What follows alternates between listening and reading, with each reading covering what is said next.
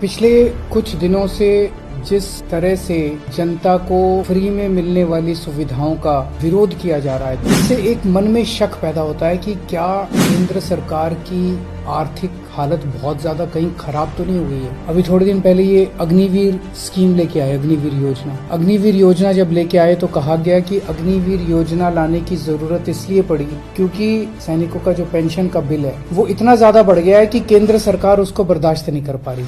आजादी के बाद से आज तक पहली बार ऐसा हुआ है कि कोई केंद्र सरकार ये कह रही है कि हमारे से सैनिकों की पेंशन का बिल बर्दाश्त नहीं कर किया जाए। सैनिकों को पेंशन देके हम एहसान नहीं करते, सैनिक हमारे ऊपर एहसान करते हैं जब वो बॉर्डर के ऊपर अपनी जान दांव पे लगाते हैं। 8वां वेतन आयोग केंद्र सरकार ने कहा है कि अब हम 8वां वेतन आयोग नहीं बनाएंगे। 8वां वेतन आयोग क्यों नहीं बनाएंगे? कह रहे हैं कि हमारे पास पैसा नहीं है, पैसे की कमी है। केंद्र सरकार के पास अपने केंद्र के कर्मचारियों का वेतन बढ़ाने के लिए भी पैसा नहीं बचा। मनरेगा केंद्र सरकार कह रही है हमारे पास वो पैसा भी नहीं है देने के लिए। केंद्र सरकार जितना टैक्स इकट्ठा करती है देश भर से, उसमें से एक हिस्सा राज्यों को देती है। अभी तक ये था कि 42% उस टैक्स का हिस्सा राज्यों को देना होता। पिछले कुछ वर्षों में ये भी घटा के 29-30% कर दिया गया। कह रहे हैं पैसा नहीं है। आजादी के बाद से आज तक 75 साल मना रहे हैं हम आजादी के।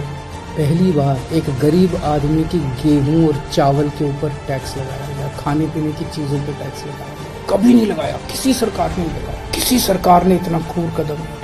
ऐसी क्या हालत हो गई केंद्र सरकार की कि गरीब से गरीब आदमी की खाने के ऊपर टैक्स लगाने की नौबत आ गई, जो आज तक 75 साल में कभी नहीं हुआ था। और अब कह रहे हैं कि सारी जितनी सुविधाएं जनता को फ्री में मिलती हैं वो बंद होनी चाहिए। सारे सरकारी स्कूल या तो बंद किए जाएं और या सारे सरकारी स्कूलों में बच्चों से फीस ली जाए, ऐसा कह रहे हैं। अब सोच के देखो, अगर सरकारी स्कूलों में फीस लगने लग गई तो बच्चों को तो कोई नहीं पढ़ा पाएगा। आधे से ज्यादा बच्चे इस देश के अनपढ़ रह जाएंगे। देश आगे कैसे बढ़ेगा? कह रहे हैं कि सारे सरकारी अस्पतालों के अंदर अब पैसे लगने चाहिए। सरकारी अस्पतालों में जो फ्री का इलाज होता है वो बंद होना चाहिए। गरीब आदमी के पास इलाज कराने के पैसे नहीं है, वो कहाँ से लाएगा पैसे इलाज कराने के लिए? और जिसके पास पैसे नहीं है उसका इलाज नहीं होगा, मर जाएंगे गरीब लोग इस देश। और अब ये कह रहे हैं कि राशन भी फ्री का राशन भी बंद होगा, फ्री नहीं होना चाहिए। प्रश्न उठता है ये सारा पैसा केंद्र सरकार का गया कहाँ?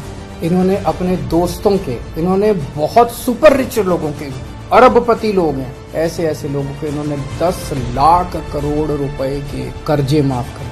इनमें जितने के कर्जे माफ किए, कई इनके दोस्त हैं। किसी के 7,000 करोड़ रुपए माफ कर दिए, किसी के 10,000 करोड़ रुपए माफ कर दिए। अगर ये कर्जे माफ नहीं किए जाते, इतने करोड़ों हजारों लाखों करोड़ रुपए के अगर कर्जे माफ नहीं किए जाते तो इनको खाने पीने की चीजों के ऊपर टैक्स लगाने की जरूरत नहीं पड़ती। अगर ये लाखों करोड़ रुपए के कर्जे माफ नहीं किए जाते तो आज इनके पास सेना के जवानों की पेंशन देने के लिए पैसे की कमी नहीं पड़ती। एक और चीज पता चली है, अरबपति सुपर रिच लोगों के इन्होंने बड़ी बड़ी कंपनियों के 5 लाख करोड़ रुपए का टैक्स माफ कर दिया। एक तरफ तो कर्जे माफ कर दिए और दूसरी तरफ इनसे जो टैक्स लेना था वो टैक्स माफ कर दिया। गरीब आदमी पे टैक्स लगा दिया। आपके गेहूं, आपके चावल, आपकी दही, आपकी छाछ, आपकी लस्सी, आपकी गुड़, आपकी शहद के ऊपर टैक्स लगा दिया। इस देश का आम नागरिक आज ठगा हुआ महसूस कर रहा है। इस देश का आम नागरिक आज धोखा महसूस कर रहा है। ऐसे देश आत्मनिर्भर कैसे बनेगा? ऐसे तो अपने देश के युवाओं का और बच्चों का भविष्य अंधकार में। अगर ये देश कुछ चंद लोगों के लिए चलेगा, अगर सारा सरकारी पैसा कुछ चंद लोगों पे उड़ाया जाएगा तो देश आगे कैसे बढ़ेगा?